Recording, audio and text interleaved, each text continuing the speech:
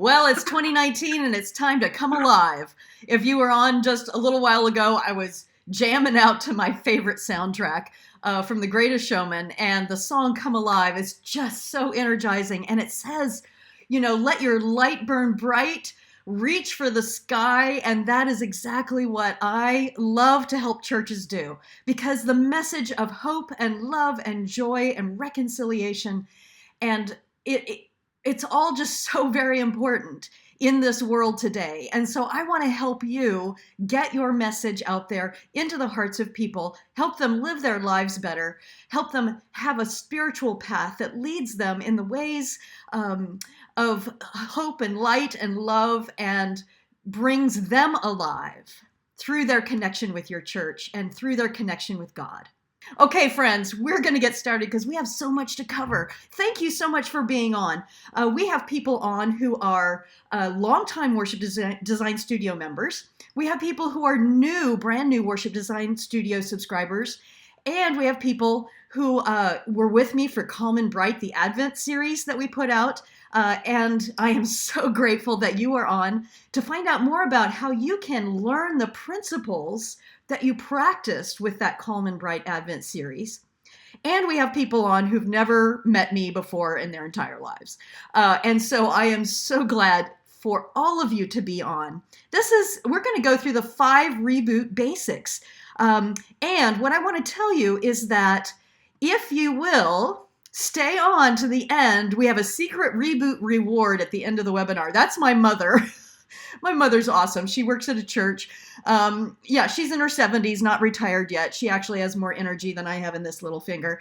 But she says in this picture, stay tuned for a secret reboot reward at the end of the webinar. Now, we call this reboot because, oftentimes we get so busy. I know I do. I'm looking at my computer right now, and I have got to make an appointment to go to the Apple Store to have them help me get some of the stuff off of here that I don't use anymore, that is just clogging the works, and help me understand better how to keep it fresh and how to keep it operational to the best of its ability. And that is exactly what we're going to do in this reboot webinar.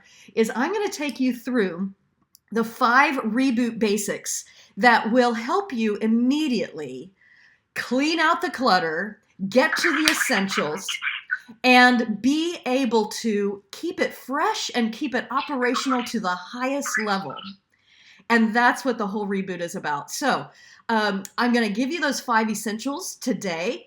And then I'm going to invite you, if you would like to go deeper into those 5 over the next 6 weeks, so that you can really dig in deep and have a lot of materials to do that with. But you're going to learn a lot today just about those 5 things. Okay, so for those of you who don't know me, you know already that I'm passionate about what I do and that I'm excited about this new year and excited about being with you. I was dancing around before. That's just who I am. I'm so excited and blessed and humbled to do this work, to get to do this work. Let me tell you a little bit about me, just to sort of situate me so you know a little bit more. I'm a scholar of liturgical and ritual studies and ethics. Sometimes people say, you have your PhD in worship and ethics? What does that mean? Well, it means that I believe that what we do in worship matters for who we are becoming outside these walls. So this is my ministry. I care deeply about making the world a better place. And the way that I do that is through this vocation of helping you do what you do better so that the church is built up for its work in the world. That's what I believe the mission of worship is to draw people together who are on a spiritual path and can be inspired by what they do together, lifted up, so that they might go and do likewise in the world and make the world a better place. So that's what's really at the core of my vocation. The core of my passion is making the world a better place. And I do that through worship and helping churches worship in a way that inspires people to that task. So I also call myself polyamorous denominationally, which means that I am in love with the many denominations that I serve. I grew up United Methodist. I've done lots and lots of work in the United Methodist Church, but I have also been a member of DOC, Disciples of Christ, UCC, United Church of Christ, MCC, Metropolitan Community Churches. I work at a Presbyterian seminary. So as you can see, I really believe that no one size fits all, that's for sure, in the worship design studio. No one size fits all. And that it's a beautiful thing that we have this dance of form and freedom, and we do it in different ways. And I'm fascinated by the different ways that people do it. So I try to create resources, and the things that I teach are theories that you can apply then to your context. That is a very, very important piece of this. And I believe, and I know, because it's proven out in the last 25 years, that the things that I teach apply to many different contexts, sizes of church, denominations, styles of worship. And so I teach you the theories and the concepts. I give you examples. I create resources for you, and then you adapt it for your context. I'm also a ritual artist, and so are you. Ritual artistry is about taking all of the styles of communication, all of the worship arts, and bringing them to the fore in the service of the message. So we are artists, but not for the art gallery or for the concert hall or for the lecture hall. We do those things, words and music and visuals and actions, all of these things in the service of a message. And so that makes us ritual artists. We are making art for the people's liturgy. And those of you who went to seminary know that liturgy literally means, the Greek liturgia means the work of the people, the whole people. And I say, if liturgy literally means the work of the people, let's put the people to work. And so I don't believe that this task of designing worship is just on the clergy, the ordained clergy, but it's something that we all do in the design of worship, in the participation and leadership of worship. So those are some of the highlights of what really lights me up, what I believe in deeply, and what I teach. Okay, so I hope to get to know you more as we go along with the 5 Reboot Your Worship Basics, as well as then the 6 weeks, the 40-day journey that I want to invite you on. So let's get right to it. I want to tell you what those 5 basics are. 1, create intentional spiritual journeys. Worship is not just a checklist of things that we do, obligations we fulfill until they're done, and boom. Worship is an intentional spiritual journey that offers us the chance to grow together in community. And so worship ought to feel like a journey and not just a list of things that we do. So create intentional spiritual journeys. I'm going to tell you more about that as we go along. 2, engage the congregation. Engaging the congregation is all about inviting people to be actively participating in worship and not just onlookers, right? So we want to invite them in, because the more that we are invested in the ritual itself, in the worship itself, the more that we engage, the more we bring our whole selves to that worship and connect with the different communication arts, the more we do that, the more that message gets in our bones and we take it out into the world. So engaging the congregation is the second Reboot basic that can improve your worship right away and make it more vital, make it more alive, make it come alive. All right, so the third one is to be sensory rich. We all learn and communicate in different ways, and our brains are just wired that way. I'm a kind of a neuroscience geek. This is another aspect of my research that those of you who haven't studied with me before, I am ultimately fascinated with the way that the brain works, because I think it's important for us to know how communication happens, how effective communication happens. And what we know from research over the last few decades is that we are all wired differently. And some of us, visuals are the thing that's going to draw us into the story. And for others of us, visuals are not. We don't really notice things visually, but what we hear is really important. So words might be very important to us, and that's the way we get the message. But for other folks, it's neither of those things. Music may be the way that we enter into the message and really get that. We come for the music, and no matter how good the sermon is, we really won't connect as much with the words. We will connect with the music. And so we're going to learn all about the way that we want to be sensory rich. I'll go more into that in just a moment. Number 4, practice deeply spiritual leadership. It doesn't matter how many bells and whistles, how creative we are in terms of our liturgy, in terms of our worship. If we don't lead in a way that models a spiritual journey, it will still feel like a business meeting. It will still feel like we're checking off the items on the list, right? And we do not need more business meetings in our lives, right? We get that throughout the week. When we come to worship, we want a time that is different, that's not just going through the motions, that is sinking deep into the message, reflecting on our lives, reflecting on the world and who we are in the world, who we are called to be by God. And that is a deeply spiritual endeavor. And as leaders, if we can be doing that, if we can be modeling that, then it's more likely that people will be invited into that deeply spiritual journey as well. So the 5th one is let it flow. And this is one of the biggest things, and actually one of the easiest things to begin to notice and change about your worship. That doesn't take any more budget than you have. It takes a little bit of consciousness, being conscious about transitions, about flow, learning how to do that. But this is one of those really immediate things that will make your worship better. I mean, immediately. And so that is our 5th reboot basic. Now, these 5 things, let me tell you how this started. 4.5 years ago, I was in Florida in the summer. I know, what was I thinking? But the Presbyterians had me come to lead worship at one of their national events, and it was in August in Florida. I think the hotel rates were cheaper. At any rate, I was there. I had been crisscrossing the country in my RV for a couple of years and visiting churches all over. At this particular place, I went to the little church down the road on a Sunday morning, went in, and these people were just, such good people. They were so hospitable, and I loved being there. But the worship was really, the message was good, but the way they were doing it just, it felt heavy, it felt unorganized, it felt like they didn't know what they were doing. It just felt disjointed, and I was not able to enter into that message in the way that I wanted to. All the pieces were there, but the things that would make it gel, that would make it really come alive were not there. And I sat there thinking, if I could just tell them 5 things that would help them immediately. Obviously, this was a little church.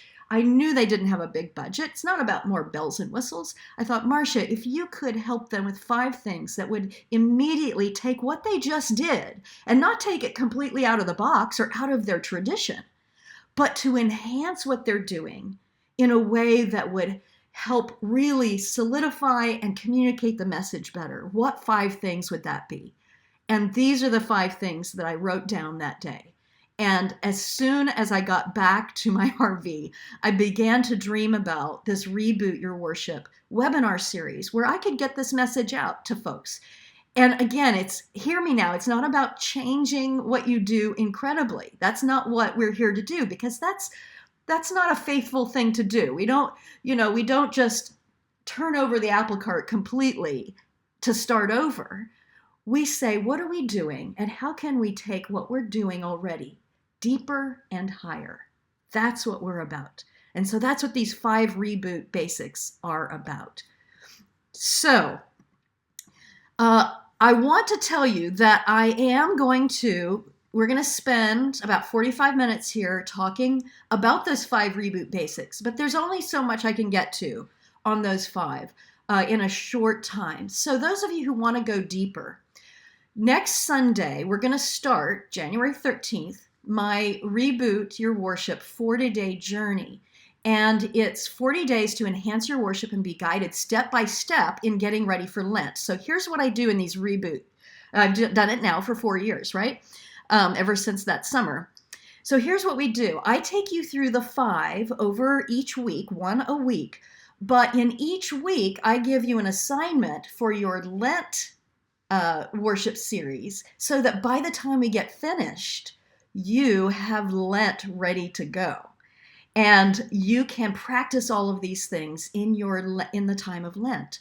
That's why I start early enough that we end early enough, February 21st this time, so that it's early enough, you then have time to put the finishing touches on things, have time to get ready for Lent, which is late this year, which is awesome because it gives us more time to do this. So it's a terrific year to join me on this.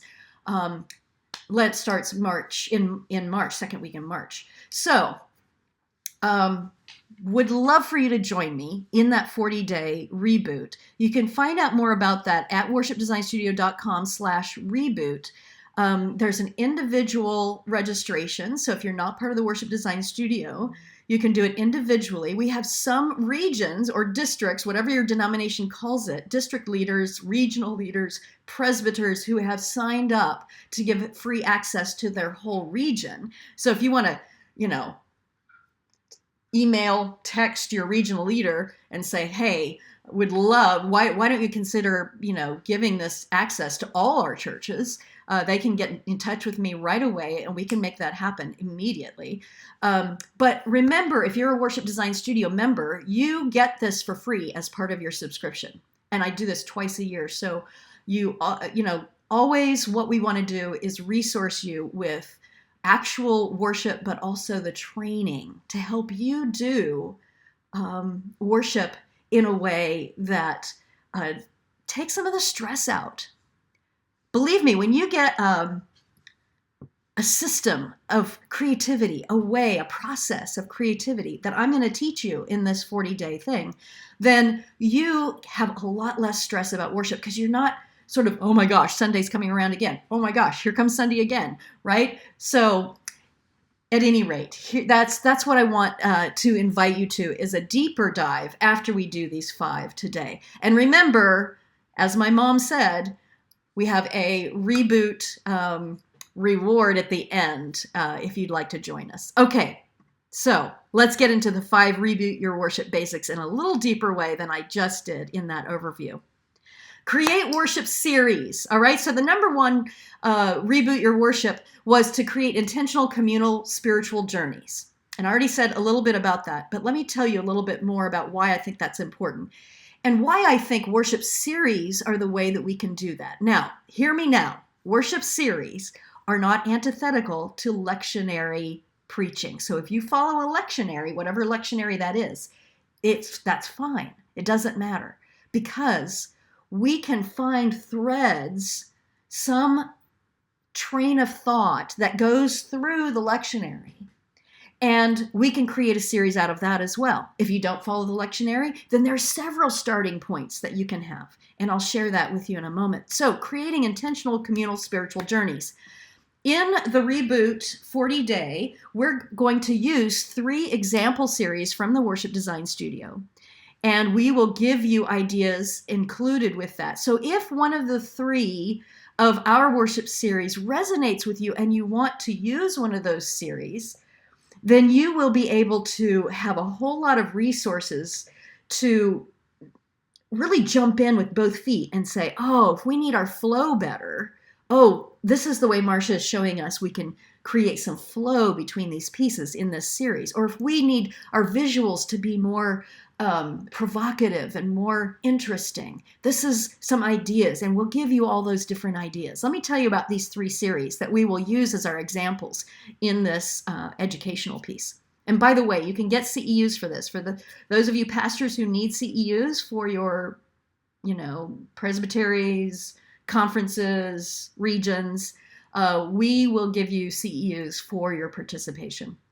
All right, so the 3 series are The Way, which is we're in Revised Common Lectionary Year C. And so several years ago, when it was Year C, I created this series called The Way. Now, it's based on a movie by the same name, which is an amazing, awesome movie with Martin Sheen in it. And it's about the Camino de Santiago pilgrimage in France and Spain. And so the feel of this one is about pilgrimage, about journey. And that's a great theme for the Lent season, right? And so that's one that we'll use as an example based on the Revised Common Lectionary. Roll Down Justice has as its starting point 2 things. One is a set of songs, a songbook by my dear friend Mark Miller, who writes incredible congregational song. And so I use a different song every week, but the main inspiration for that is that Amos scripture that says, "Let justice roll down," right? Righteousness like an ever-flowing stream. And because of that water reference, what I do is I look to our baptismal rituals as inspiration for each week as well, a part of our baptismal ritual. And I highlight that and its connection to justice, its connection to bringing justice and righteousness in the world. You know, Lent was originally a time of preparation of catechumens for their baptism on Easter Eve, right? In the great vigil on Easter Eve. And so what I'm doing is I'm pulling that historic connection of baptism into the Lent season so that we can learn more about and focus more on our baptism and our call to make the world a better place through our baptism with this amazing music as well. So that's another one that we will use as an example. And the third one is our brand new one that I am working on right now, and that is called Busy, Reconnecting with an Unhurried God. And it asks the question, what is the cost to us, to our spiritual lives, to our communities, to our world, that we are at the kind of frenetic pace that we are at? So we're going to be looking at that. And so again, this is one where the starting point or the inspiration was a problem, right? Or a concern, a spiritual concern. And then how can we use the Lent season to address that, to change our practices, to fast perhaps from some of the craziness and the busyness, the frenetic pace of life, so that we can really ask ourselves more deep questions about that and ask ourselves how we can improve the quality of our lives, our spiritual lives, and thus our presence in the world. So those are the three example series that we will use through the 40-day reboot. And just so you know, the Roll Down Justice and the Busy ones are actually two of our fully scripted ones. What you'll get in the reboot are ideas for every Sunday for every worship art, but not the scripts. But if you want to upgrade to the scripts, we're going to give you a discount for either one of the Roll Down Justice or the Busy fully scripted series if you're part of that, part of the reboot. Of course, all of my Worship Design Studio subscribers, everything is available to you through your subscription. So you get to make a myriad of choices. We actually have years worth of Lent series in there.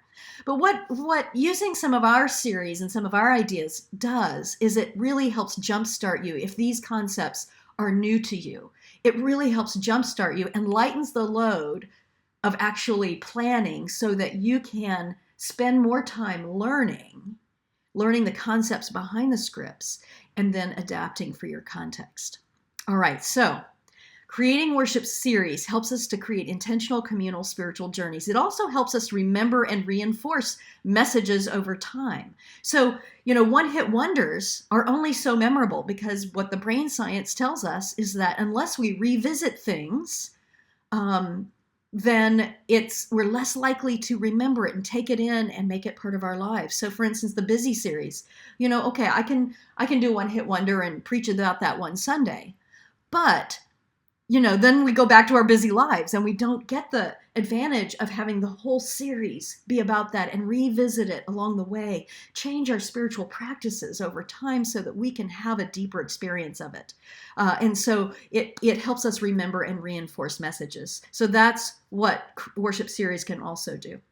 Worship series are the container for the familiar and the new. And this is wonderful. The sixth week in this, we get into the politics of change, except that all along the way, I'm going to be talking and teaching you about the politics of change. And this is one of those really important things that I mentioned earlier. We don't just change everything.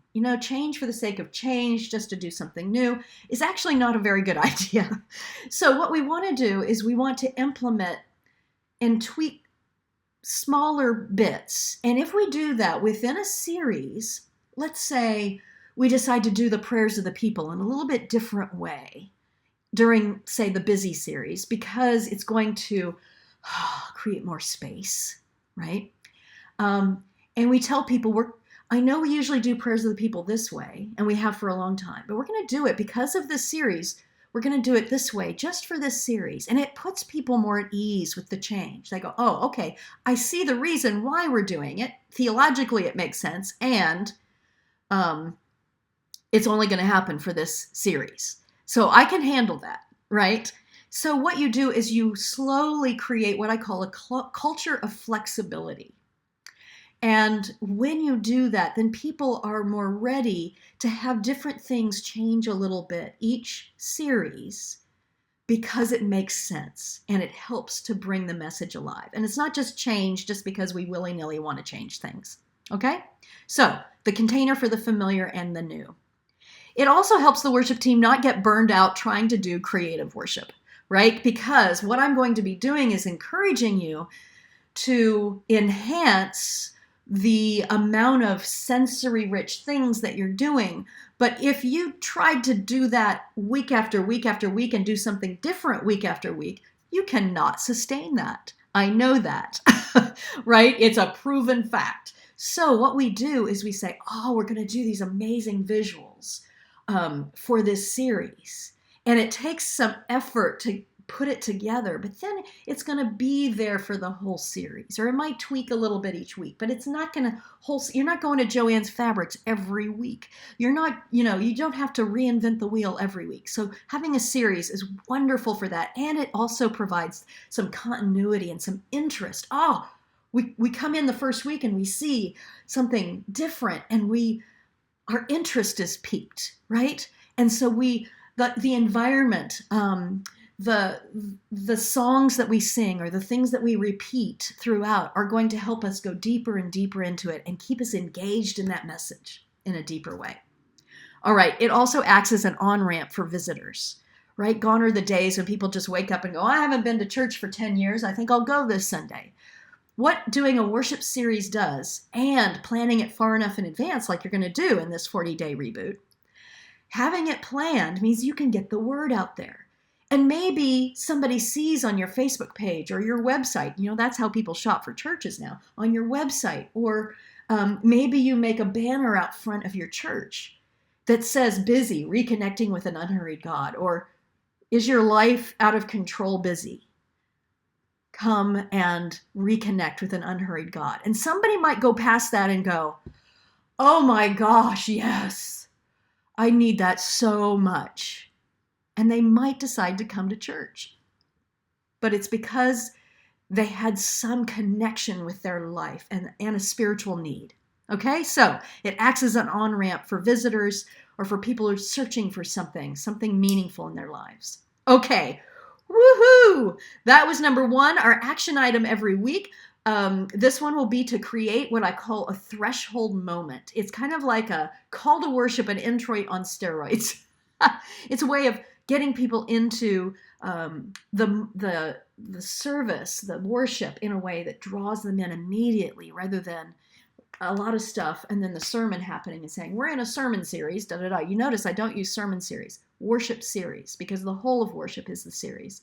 So I will help you learn how to do a threshold moment. Those of you who did my Calm and Bright, you heard me talk about this threshold moment idea. I'm going to teach you how you do that, right? So when you design your own series, you can do that. I'm working on the busy one right now, and we're going to have ticking clocks, and some things that people say that we say when we're super busy.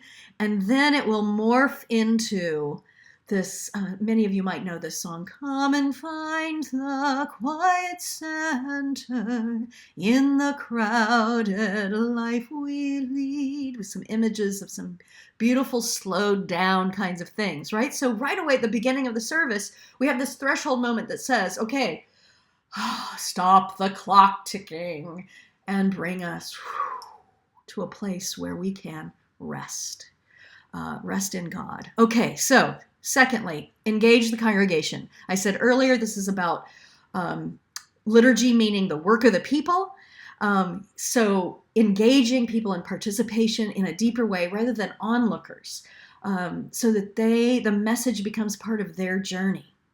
This is not just about finding more readers or finding more liturgists. I want to blow that model up, that lay participation is that we have a different liturgist every Sunday or every month. we just have to have more participation from that. So I'm not talking specifically just about leadership, although I will, and readers, although I will, but I'm also talking about what can the congregation be involved in, the whole congregation be involved in the service. So the first language of worship is symbol. I will be talking about symbol and the power of symbol in this week, and we will be thinking about what can we do that will engage people in a tangible way, and that's what symbols do. So for instance, the action item will be to create a symbolic ritual action that engages people. And this is an example from our Roll Down Justice series, Lent series. And that is, we create prayer time where people write on strips of blue cloth. And then the blue cloth, all those strips from individuals with things written on them, prayers written on them, get tied on to this waterfall image, right? Our anchor image, a waterfall image. And it gets longer and longer every Sunday. Now, this series came out a couple of years ago, and so we have tons of pictures of way that churches did this. Oh my gosh, incredible things, and they absolutely loved it. So it engaged people in a way. Not only did they write, they got to do something on a symbol, but then that became part of something bigger than just them. And every week they would come back anticipating, oh, what's it going to look like this week, right? So it engaged them in that imagery of justice rolling down in righteousness like an ever-flowing stream.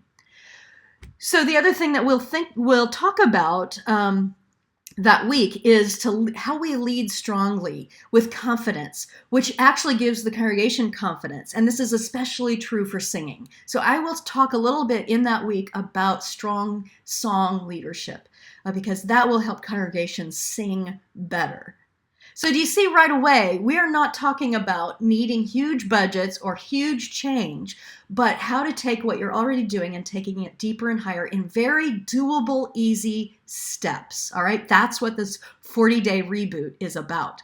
If you're wondering about signing up for that, it's going to be at worshipdesignstudio.com/reboot, but wait till the end because I'm going to give you a little gift for you to sign up for that. Okay, so moving on, number 3, be sensory rich. Everyone learns and communicates in different ways. We know that the verbal and the visual and the musical, the logical, in other words, some people's brains are wired to look for the connections between things. And when the music has something to do with the sermon, oh my gosh, they're so happy, right? So there's personal, some people love to interact. They're more interpersonal. And some people like to go inward. They're more intrapersonal. We're going to talk about that this week.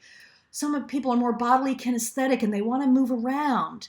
And worship that is just sit and soak can be really frustrating to them. And so I'm going to teach you some theories that will help you understand from a cognitive science point of view why it is that our communication needs to be sensory rich.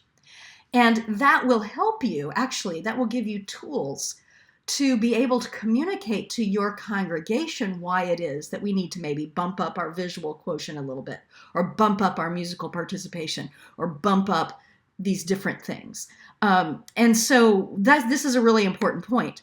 And that is that along the way, you are going to be reading these short articles that I'm going to give you. And any of those things, and I also have videos of me teaching this, any of those things you're going to be able to share with anybody in your church.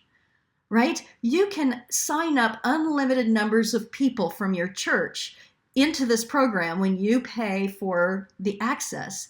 And that means that I get to help you teach them. Sometimes, as a consultant for the last 25 years, I know that I can come in and I can say some things that maybe the pastor's been saying for a long time.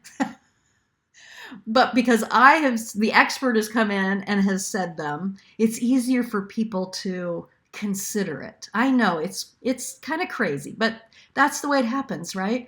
So you're going to be able to share all this information. And this is one of the most important tools that you'll get, is these theories that help you explain why is it that we need to make these changes, these small changes in order to be more effective in our communication. So, friends, boring is not about a particular style. I have seen boring in every style. Boring is about monotony. And when we get into patterns that are so predictable all the time, from one season, liturgical season to another, our brains stop paying attention because they go, oh, we know this. We've got other things to do, like the grocery list, like I need to organize my next week, and we wander.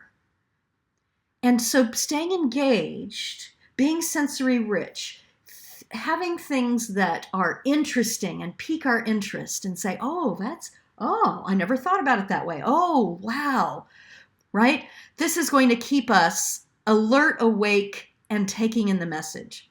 All right, the word can be expressed in many ways through color and texture, dramatization, image, movement. We want all the arts to help us tell the message, and I'm going to train your folks in some very simple things that you can do in each of the worship arts, and we have 5 of them in the Worship Design Studio.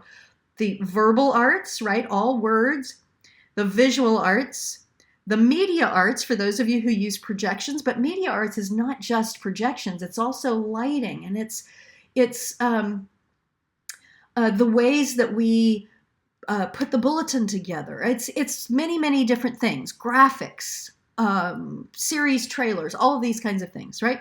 So media arts. The dramatic arts was not just about dramas and skits. That's where I also talk about sacraments, communion, and baptism, and making these things deeper and richer so that they're meaningful and memorable, what I call good. And so drama and dramatic arts and music arts, of course, right? Okay, so what we want to do also, and we'll learn this week, and that's letting the arts play together. And it's something that I call layering.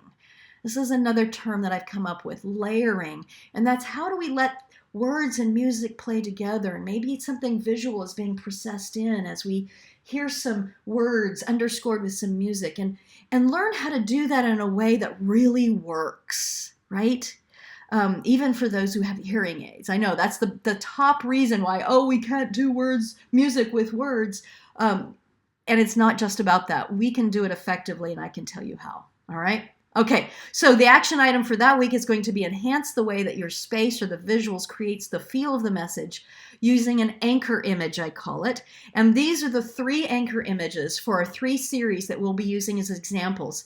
For the way, which is about pilgrimage, we'll be using the walking stick as that anchor image. And there's so many wonderful ways that we can use that in the space, that people can make their own walking sticks, that can use that throughout the week.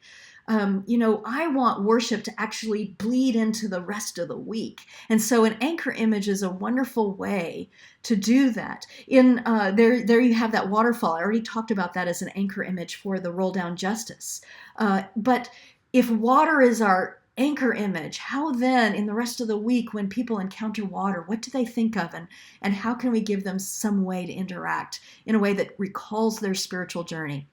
For busy, we're using the empty chair as our anchor image, because an empty chair just invites us to take a breath, sit down, lean back, and just take a moment, right? And so that's our anchor image. And what we're going to be suggesting is that you have an empty chair. Maybe it's one that your visual arts team has painted in a beautiful way, that you have a chair there in the chancel, and maybe the pastoral prayer during the series. You go, and instead of praying that at the pulpit or the lectern or wherever you usually do it, maybe you sit down and you pray that from the chair, which then models for people, why don't you during the series take a chair in your house and designate it as your prayer chair and spend some time every day, even if it's just fleeting. If you can just make a little bit of time, a few minutes every day, to sit in the prayer chair, right? And unclutter your time in your life. Okay, so that's how an anchor image works, and that's what we'll be working with on that week. Okay, 4th, practice deeply spiritual leadership. As I said earlier in this webinar, we must, as leaders, also be on a spiritual journey if we want to invite people into their spiritual journey. So many people say to me, oh, I never get to worship because I'm always leading worship. No, please. We have to model that. We have to actually be on a spiritual journey. Yes, there's a lot of things to think about. Yes, we have to multitask, but we actually can, if we figure out the practices and the preparations that we need, we actually can worship in the moment. So that's what we're going to talk about this week. And just leaders, you working on your spiritual journey and your preparation will make your worship better because you will be fully present. You will be able to, in the moment, not just say what you plan to say, but say what the moment requires. Do what the moment requires because you're in touch with it and you're connected to the people. So leaders model the energy and spirit that they will receive back from the congregation, right? If you are going through the motions, your people will just be going through the motions as well, right? We must move from presiding over to residing with, to truly connecting with the people. How do we do that?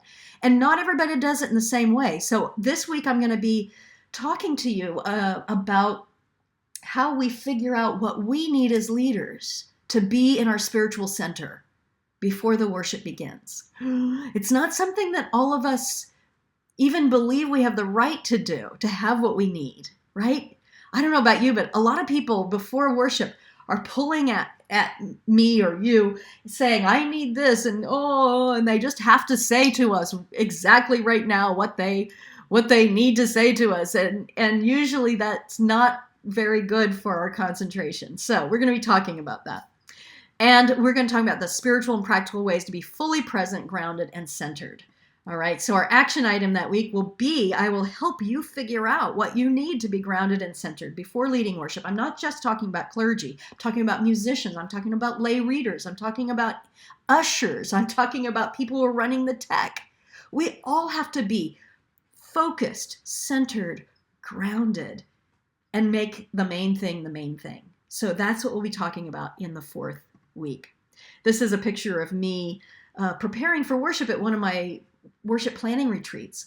And for me, preparing the space, like I could get somebody else to light those candles in this picture, but I can remember that moment and lighting those candles and preparing the space. The musician is doing what he needs to do to prepare and center himself. But this is a way that I am praying my way into the service by lighting those candles. And with everyone praying that the Spirit will move, as I know the Spirit will move.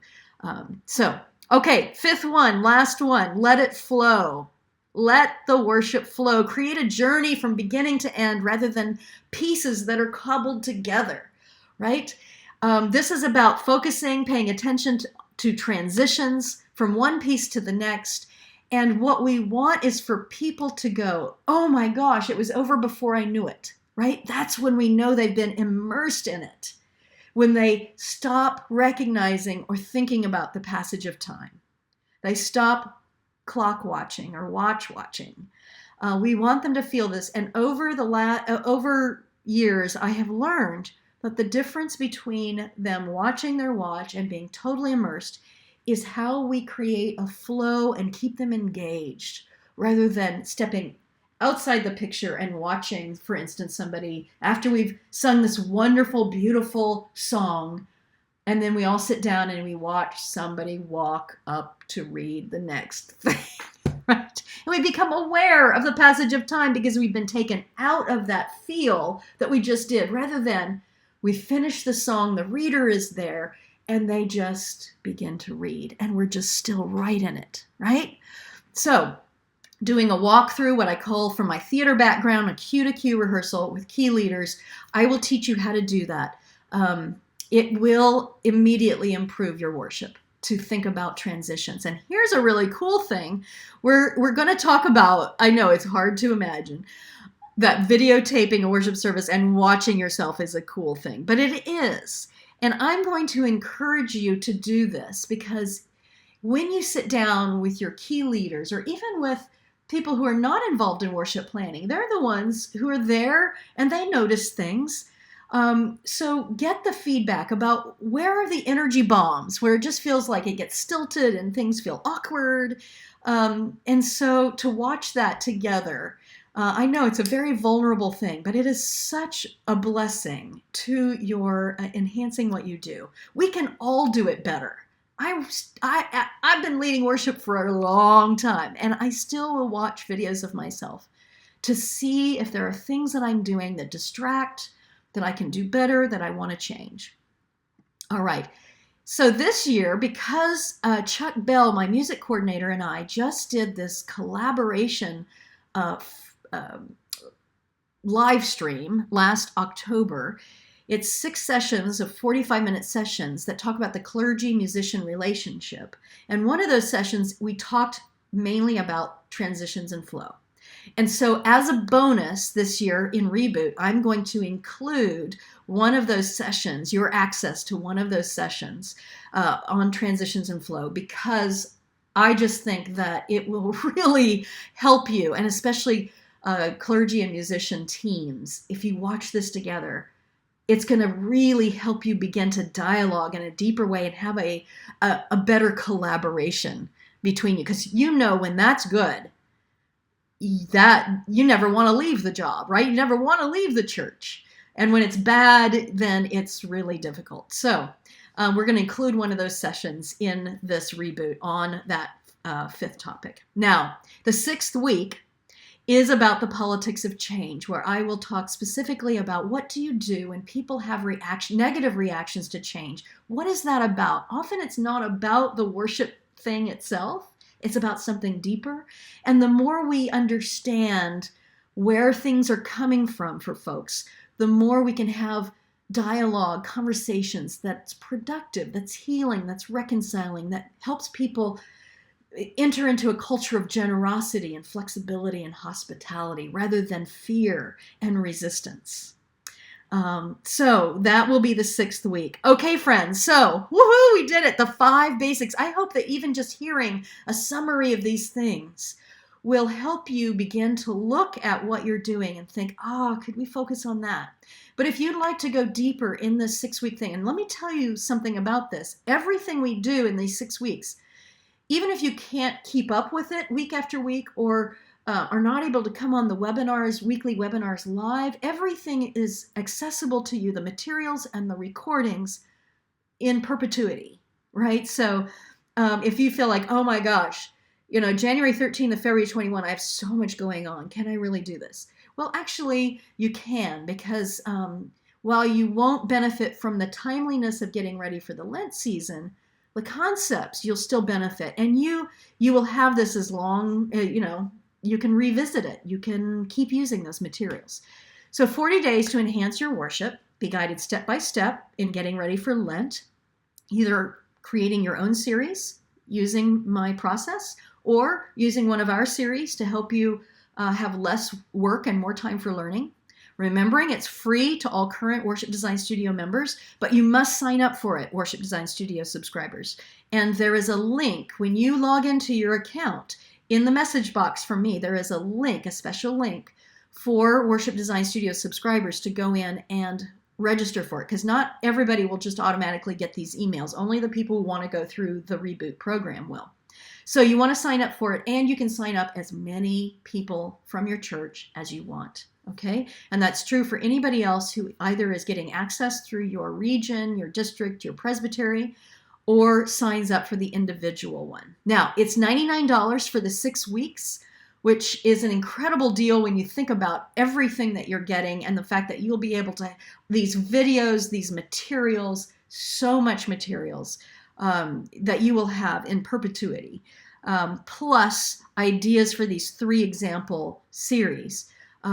But you are going to, here's Marcia's mom says, here's your secret Reboot reward.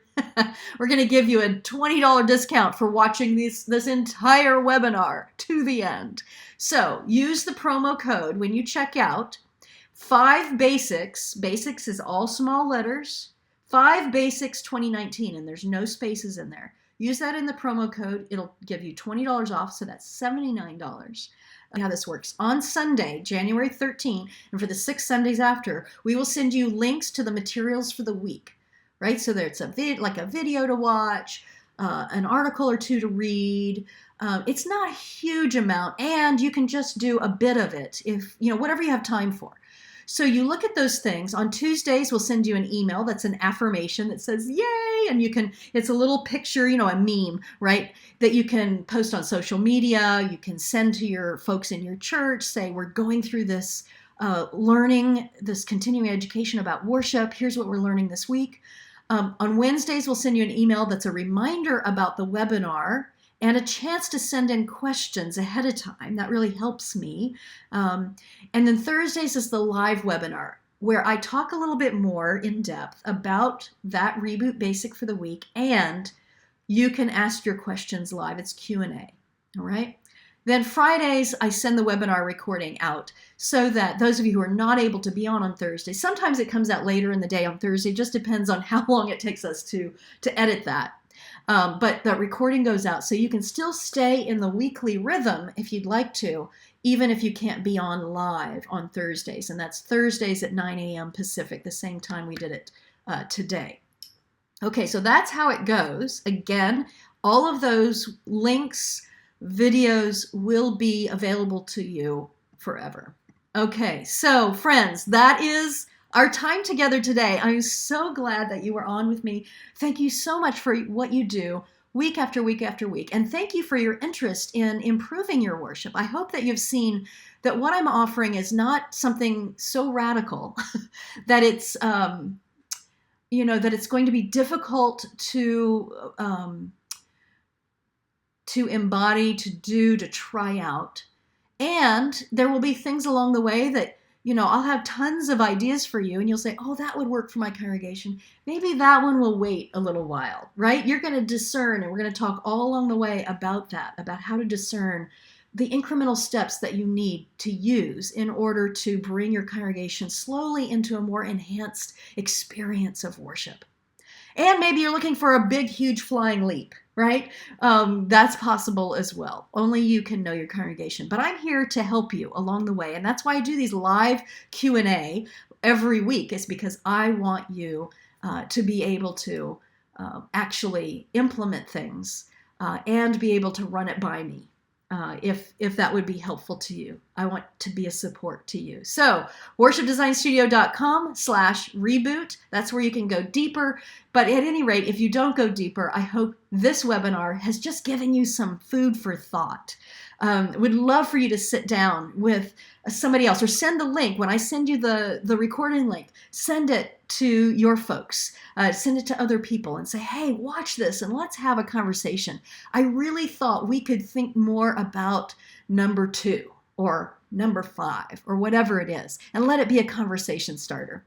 I'm Dr. Marcia McFee, creator and visionary of the Worship Design Studio, and it is my honor and pleasure to serve you. Thank you so much, friends. Bye-bye.